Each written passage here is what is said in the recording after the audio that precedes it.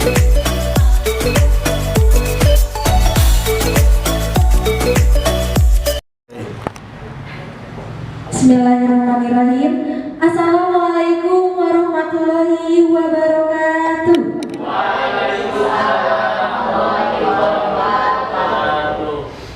Semangat pagi menuju siang. Salam hangat dari saya untuk Bapak Ibu Guru dan teman-teman semuanya yang hebat dan masih semangat. Yang saya hormati Bapak Kepala Sekolah SDN Tanjung Siang beserta Bapak dan Ibu Guru semua, dan yang saya sayangi juga teman-teman mahasiswa. Marilah kita panjatkan puji beserta syukur kehadiran Ilahi Robbi yang atas kehendaknya kita semua bisa berada di ruangan ini dengan sehat dan bahagia. Sebelum mulai diseminasi, mari menyanyikan lagu kebangsaan Indonesia Raya. Oleh karena itu, kepada Bapak dan Ibu Guru serta hadirin sekalian, dimohon untuk berdiri.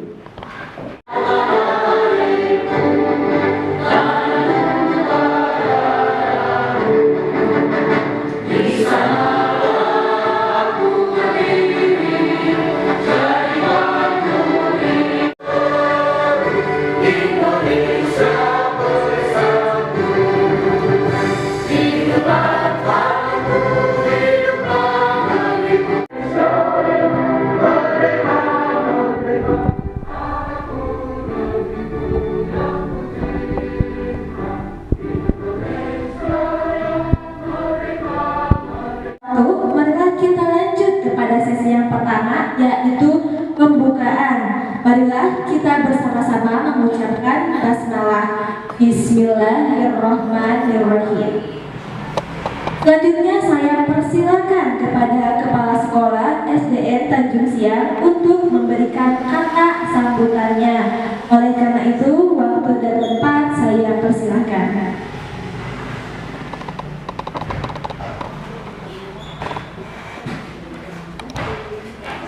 Bismillahirrahmanirrahim. Assalamualaikum warahmatullahi wabarakatuh. Waalaikumsalam warahmatullahi wabarakatuh.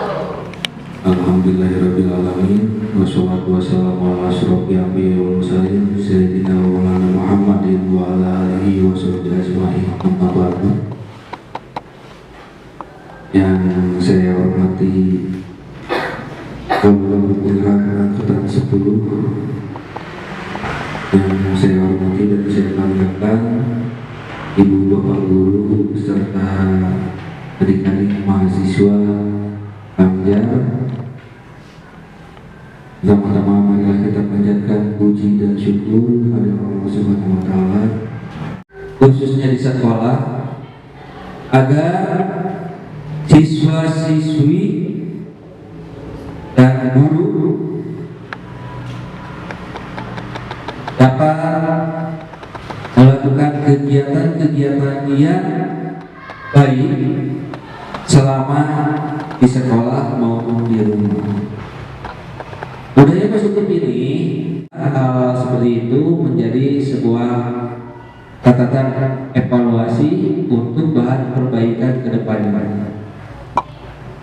Baik, seperti disiplin positif itu salah satu contohnya misalkan kehadiran siswa.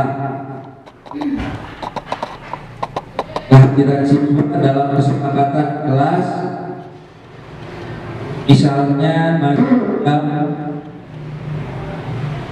30, tetapi pada kenyataannya misalnya siswa setiap hari datang jam 7.35 atau 7.40. Kemudian dalam hal kegiatan-kegiatan di kelas, bagaimana cara mengkondisikan siswa di kelas supaya tidak ribut. Kondisi pembelajaran pun akan sangat kondusif. Jadi kembali lagi kepada kesepakatan awal. Nah, tentunya calon guru penggerak dari Eksekutif Indonesia ini akan berbagi pengalaman ketika menerapkan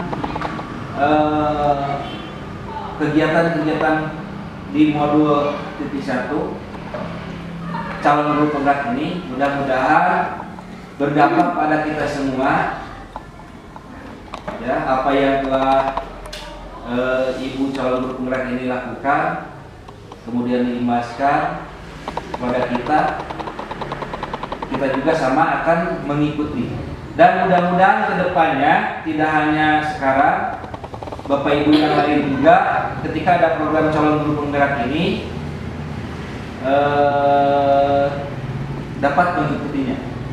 Dan satu lagi, kegiatan guru penggerak bukan kegiatan yang sangat sakral. Ingat, tugas kita sebagai guru penggerak. Terima kasih kepada Bapak Wahyu Imanuddin selaku Kepala Sekolah di SDN Tanjung Siang. Selanjutnya kita lanjut kepada kegiatan inti pada hari ini, yakni penyampaian materi tentang budaya positif yang akan dibawakan oleh CGP Angkatan 10. Oleh karena itu, waktu dan tempat saya persilahkan.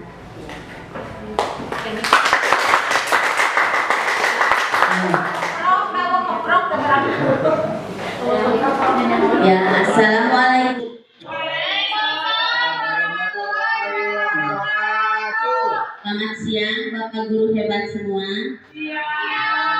Alhamdulillah kita dapat berkumpul di sini dengan tema diseminasi aksi nyata modul 1.4, yaitu tentang budaya positif.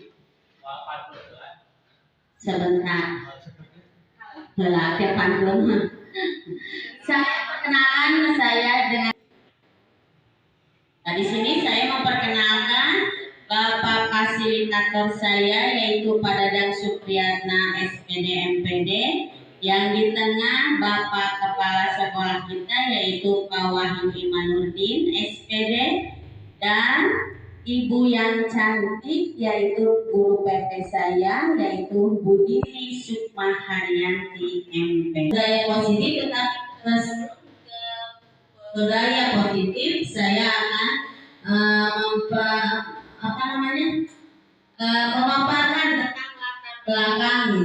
Di sini latar belakang yaitu belum menyeluruhnya pemahaman buku tentang penerapan konsep inti budaya positif di sekolah, seperti perubahan paradigma belajar, disiplin positif, kebutuhan dasar manusia, motivasi perilaku manusia, posisi kontrol, keyakinan kelas, dan segitiga restitusi.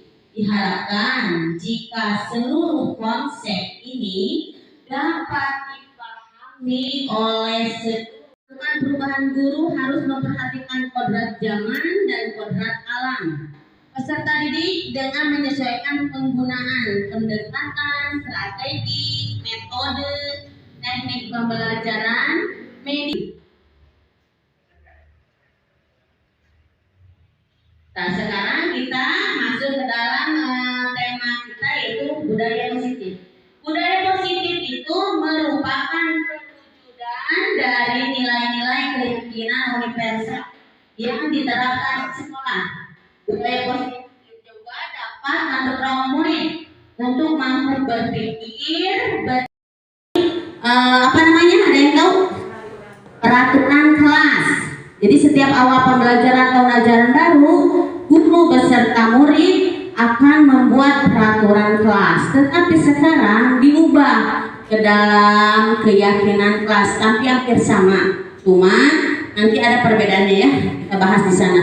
Terus murid mampu menerapkan dan menjalankan keyakinan kelas yang sudah disepakati dan dibuat oleh guru dan murid. Dan yang terakhir yaitu terlaksananya penyelesaian masalah murid menggunakan penerapan segitiga restitusi. Apa itu segitiga restitusi? Nanti kita bahas yang selanjutnya.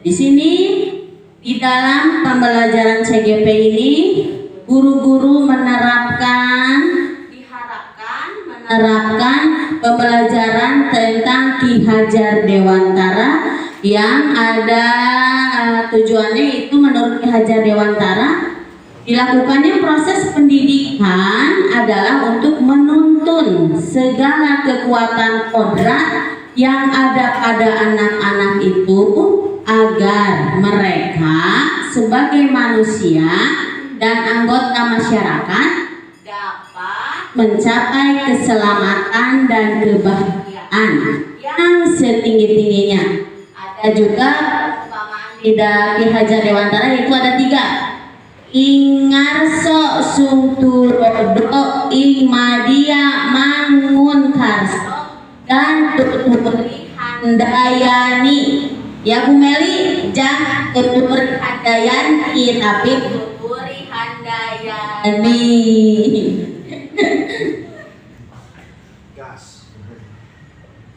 Nah, di sini perasaan selama melakukan perubahan di kelas itu saya sangat senang saat melakukan perubahan di kelas. Saat melakukan perubahan guru harus memperhatikan kodrat zaman dan kodrat alam. Peserta didik dengan menyesuaikan penggunaan pendekatan, strategi, metode, teknik pembelajaran, media yang mampu melayani berbagai gaya belajar, baik audio, visual, dan kinetik, serta menyesuaikan dengan kearifan budaya lokal peserta didik. Nah, sekarang kita masuk ke dalam tema kita yaitu budaya positif. Budaya positif itu merupakan perwujudan dari nilai-nilai keyakinan universal yang diterapkan di sekolah. Budaya positif juga dapat mendorong murid untuk mampu berpikir, bertindak, dan mencipta sebagai proses memerdekakan dirinya sehingga murid mampu mandiri dan bertanggung jawab. Budaya positif itu terdiri dari beberapa bagian, yaitu disiplin positif, teori motivasi, hukuman dan penghargaan restitusi, keyakinan kelas, kebutuhan dasar manusia, 5 posisi kontrak, dan segitiga restitusi. Ini kita membahas itu kebutuhan dasar manusia. Setiap orang itu mempunyai kebutuhan dasar. Kebutuhan dasar yaitu apa saja kira-kira? Apa? Ada yang tahu? Kebutuhan dasar manusia apa? Sandang, pangan, dan papan. Jadi kebutuhan dasar manusia itu merupakan sesuatu yang kita lakukan untuk mendapat apa yang kita inginkan. Seluruh tindakan yang kita lakukan memiliki tujuan. Semua usaha terbaik yang kita lakukan agar kebutuhan dasar kita terpenuhi dengan baik. Jadi setiap manusia itu mempunyai kebutuhan dasar manusia. Misal di sekolah atau di kelas kita, kebutuhan dasar murid itu apa? Yaitu mendapatkan hak pembelajaran, hak kasih sayang, dan hak untuk yang lainnya. Di sini ada kebutuhan dasar manusia ada 5, yaitu pertama bertahan hidup, yaitu bertahan hidup dengan cara apa? Makan, minum, tempat tinggal, keamanan, dan kesehatan. Itu adalah bertahan hidup, contoh dari bertahan hidup. Yang kedua itu adalah kasih sayang. Kasih sayang itu berarti ada 2, yang di sekolah yaitu dari gurunya, sedangkan di lingkungan atau di rumah dari orang tuanya dan keluarganya. Di sini rasa itu tadi diterima, dipedulikan, berbagi, kerjasama, dan menjadi bagian dalam kelompok. Yang ketiga yaitu penguasaan. Di sini maksudnya penguasaan itu mempunyai harga diri, keinginan untuk dianggap, memimpin, berprestasi, diakui dan didengar. Jadi meskipun kita sebagai guru di kelas tidak bisa menjadi diktator untuk pembelajaran, tetapi kita harus menuntun para murid bagaimana pembelajaran yang baik, bagaimana pembelajaran yang menyenangkan, sehingga para murid itu pulang dan berangkat dan pulang itu mempunyai rasa bahagia yang tinggi. Yang keempat yaitu kebebasan. Maksudnya di sini kebebasan itu adalah mandiri, memiliki pilihan, mencoba hal baru, dan mampu mengendalikan dirinya. Dan yang terakhir yaitu kesenangan. Kesenangannya misalkan anak merawat hewan, ya, merawat hewan dan tumbuhan. Kalau ada anak yang suka kucing atau bagaimana, ya biarkan saja. Karena itu menurut di sini ada kebutuhan dasar manusia tentang kesenangan. Jadi yang tidak suka sama kucing biarkanlah. Jadi masing-masing ada yang suka, ada yang tidak. Sekarang motivasi perilaku manusia. Motivasi perilaku manusia itu ada 3. Yang pertama ada hukuman, yang kedua ada konsekuensi, yang ketiga ada restitusi. Hukuman itu biasanya tidak terencana atau tiba-tiba. Murid tidak tahu apa yang akan terjadi. Bersifat satu arah berupa hukuman fisik atau fisik. Biasanya ibu guru suka memberi hukuman kepada murid? Suka. Di antaranya apa? Misal contohnya apa? Menyuruh bebersih itu hukuman bukan? Nah, itu adalah kewajiban. Hukuman yang lain selain bebersih apa? Suka memberikan hukuman kepada murid tidak? Lari di lapangan. Karena apa itu biasanya? Karena melanggar. Terus? Karena apa lagi? Ada yang lain? Kesiangan. Kesiangan suruh lari di lapangan. Kosong. Ya. Yang kedua adalah konsekuensi.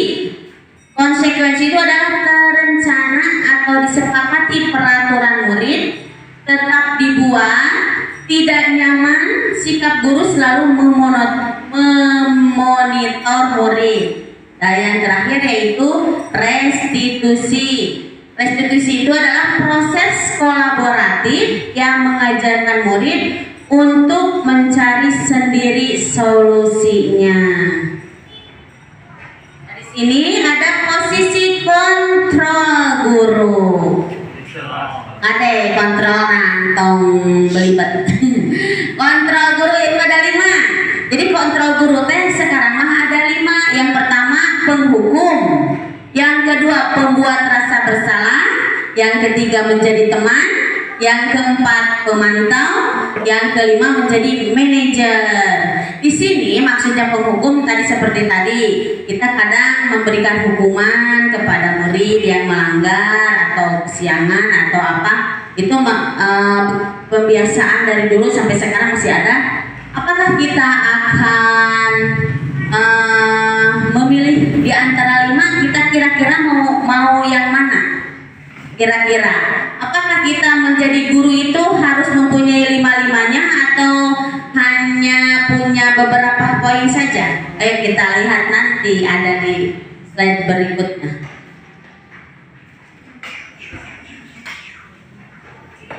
Di sini ada contohnya. Contoh lain penerapan yang tadi 5 posisi kontrol guru itu kalau menjadi penghukum seperti tadi, berdiri dengan sebelah kaki di depan kelas, itu adalah contoh dari penghukum. Kalau pembuat rasa bersalah itu contohnya begini. Ibu ingatkan ya, kamu senang ya melihat ibu bertindak seperti ini, itu membuat rasa bersalah kepada murid. Yang ketiga menjadi teman, guru itu menjadi teman. Jadi bahasanya gini, kamu kerjakan tugasnya, nanti kalau sudah selesai kita main games gitu. Jadi itu guru memposisikan sebagai teman. Lalu yang contoh lain penerapan tadi 5 posisi kontrol guru, jadi pemantau. Contohnya kamu sudah melakukan kesalahan dan sudah mengetahui konsekuensinya, sekarang selesaikan dan segera kumpulkan. Jadi kalau pemantau mah tidak terlalu keras gitu kepada murid. Yang terakhir, menjadi seorang manajer. Apakah kamu tahu kesalahanmu, keyakinan sekolah kamu langgar, dan apa yang akan lakukan menyelesaikannya? Jadi kalau jadi manajer itu bertanya kesalahan, lalu nanti yang menyelesaikannya juga si murid tersebut. Jadi guru hanya memberikan solusi, tapi solusinya juga di ininya. Nah, di sini saya mau bertanya. Nanti ibu-ibu jawab ya. Di sini ada posisi kontrol apakah aku? Di sini ada sebuah kata atau kalimat, kamu tidak pernah benar melakukannya. Sekarang keliling lapangan 3 kali. Kira-kira yang tadi posisi kontrol 5 tadi ini apa namanya? Penghukum. Benar apakah isinya penghukum? Coba kita lihat. Tepuk tangan. Benar. Ayo atuh tepuk tangan bila lulus. Dan sekarang yang kedua ada pertanyaan lagi. Posisi kontrol apakah aku? Saya kecewa sekali dengan kamu. Kira-kira posisi kontrol yang mana? Membuat rasa bersalah. Membuat rasa bersalah. Apakah benar? Kita lihat jawabannya. Iya. Sekarang yang ketiga. Posisi kontrol apakah aku? Kira-kira bagaimana kamu akan memperbaiki masalah ini? Itu kira-kira apa? Manajer. Apakah itu manajer? Coba. Iya. Masih ada? Masih ada. Kalau masih ada. Posisi kontrol apakah aku? Ayo lakukan demi bapak atau ibu. Kira-kira apa? Teman. Apakah teman? Jawabannya jreng jreng jreng jreng. Iya. Satu lagi ada ya? Udah? Oh udah, senang nggak ada lagi gini kan? Kira ada lagi. Nah di sini, alhamdulillah, saya mengikuti CGP Angkatan 10 ini banyak sekali dukungan dari lingkungan sekolah. Yaitu diantaranya yang pertama, saya didukung penuh oleh Bapak Kepala Sekolah sehingga saya sering berkonsultasi dan diskusi dengan kepala sekolah. Yang keduanya, saya didukung penuh juga oleh teman sejawat saya, yaitu sering adanya diskusi dan kolaborasi dengan teman sejawat. Yang ketiganya, sebelum saya akan kolaborasi atau pembelajaran di kelas, saya mempersiapkan dulu perencanaan pembelajaran. Terakhir, diskusi juga dengan murid di kelas. Sini saya mulai menerapkan budaya positif, terutama di kelas saya, kelas 4D. Tapi tidak mencakup umum ya.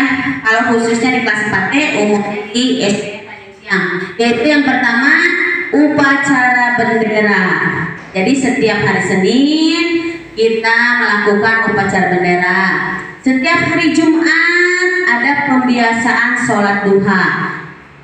Itu diadakannya di kelas. Biasanya ada di lapangan, tapi itu fotonya di kelas. Yang ketiga, membersihkan lingkungan sekolah setiap pagi dan mau pulang sekolah, supaya kelasnya kalau pakai belajar kelasnya bersih, nyaman, dan indah.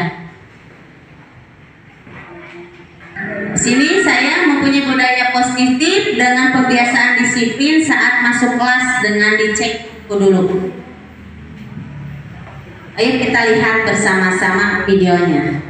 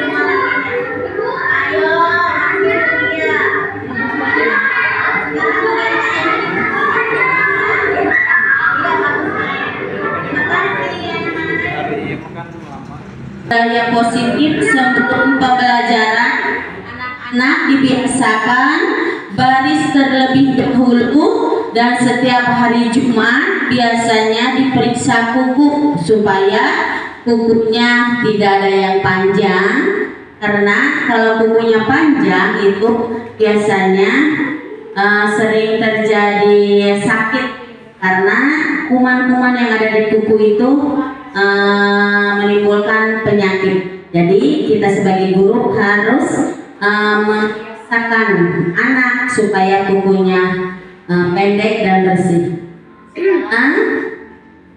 Saya juga membiasakan dengan pelaksanaan pembiasaan sebelum belajar. Jadi saya di kelas, terutama kelas 4, membaca setiap pagi itu membaca Asmaul Husna setiap pagi. Membaca Asmaul Husna setiap pagi.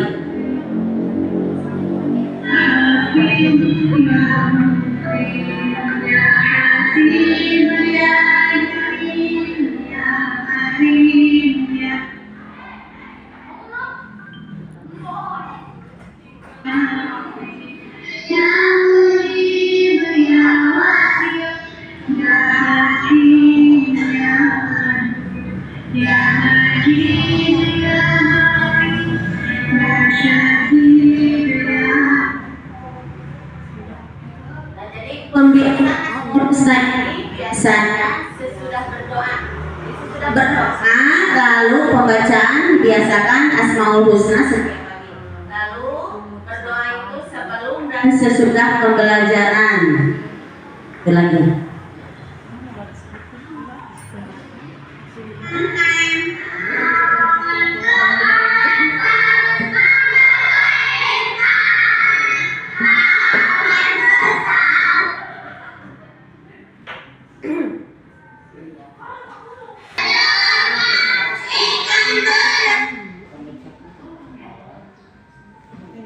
Tidak merasa bosan ke sini, kita ice breaking dulu ya. Masih ingat dengan tepuk semangat yang baru?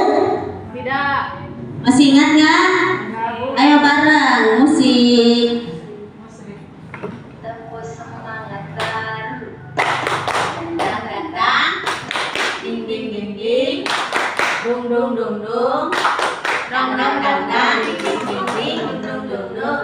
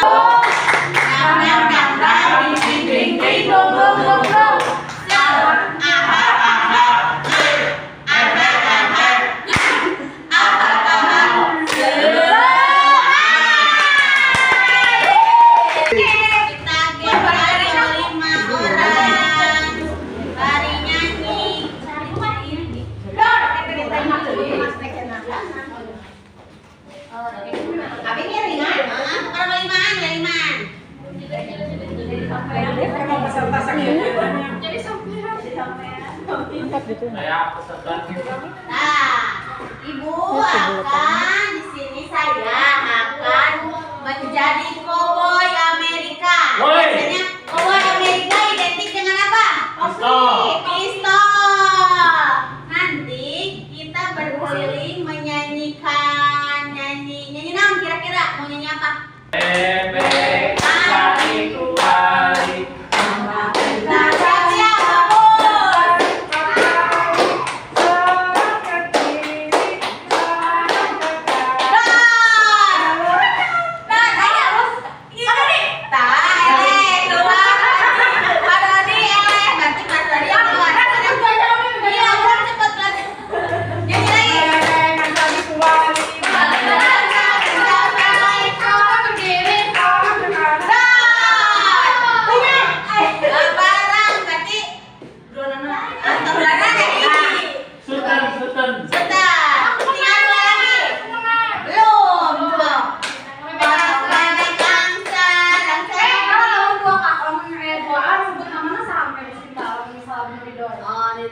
Berarti pemenangnya kalian berdua.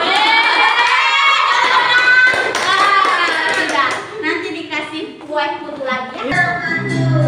Saya di sini membiasakan di keyakinan kelas, yaitu merayakan ultah murid.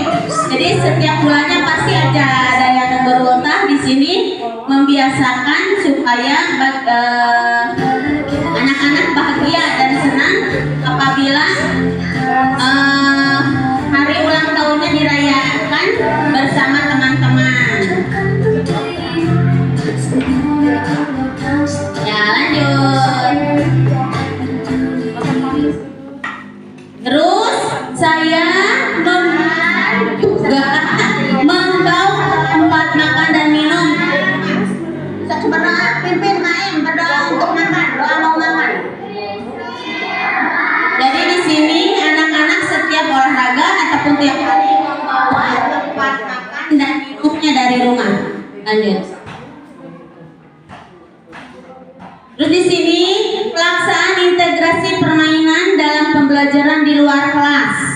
Kegiatan pelestarian alam di luar kelas. Jadi anak-anak tidak tiap hari ada di dalam kelas. Kita kali-kali dibawa pembelajaran di luar kelas, biar anak tambah semangat dan dapat memotivasi supaya belajar tidak harus ada di ruangan, tetapi belajar juga bisa di lapangan, bisa dibawa ke alam yang bebas. Yang penting anak-anak bahagia. Di sini juga pelaksanaan integrasi permainan dalam pembelajaran masih tetap di luar kelas.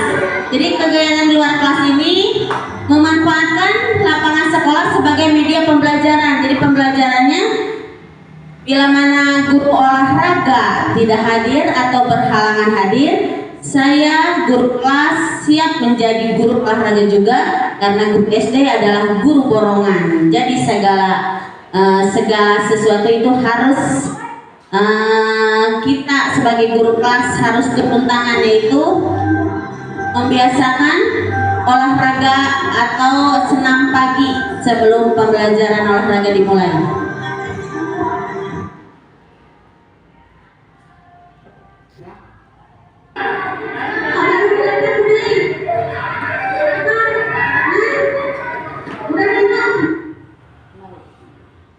Nah, di sini pelaksanaan integrasi permainan dalam pembelajaran dalam kelas. Pembelajaran di dalam kelas itu banyak activity atau games di kelas supaya anak tidak jenuh melihat pembelajaran.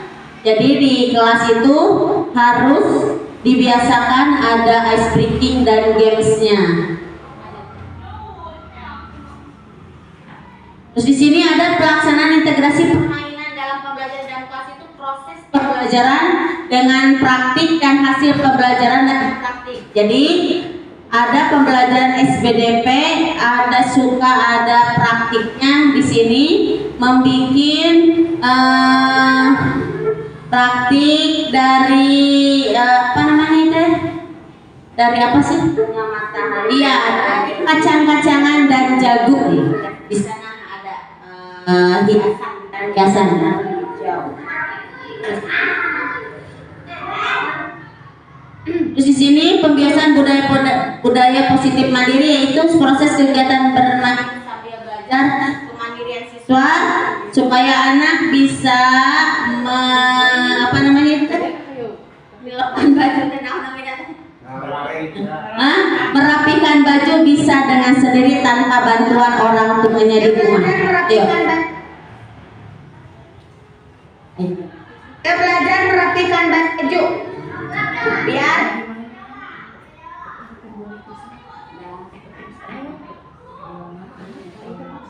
sekarang refleksi tantangannya ada 4, yaitu masih ada beberapa murid yang belum ikut berdiskusi atau berkolaborasi dengan temannya sehingga dia hanya diam saja. Jadi setiap murid itu tidak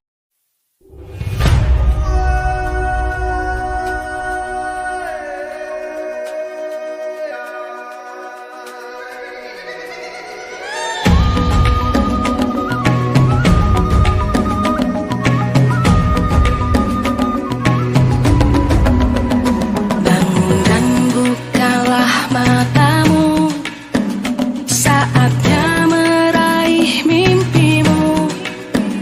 Para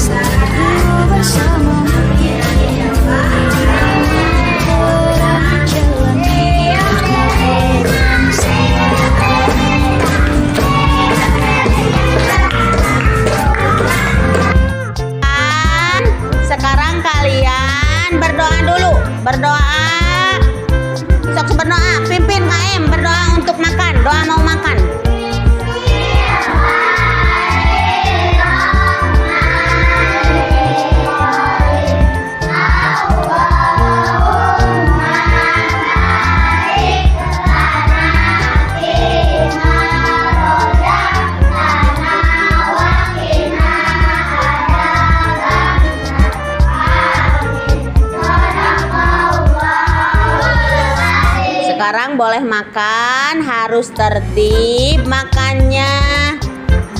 Nanti sampahnya dibuang ke tempat sampah. Kreseknya, makanannya dimasukin lagi ke dalam kresek lalu simpan di atas. Selamat makan anak-anak.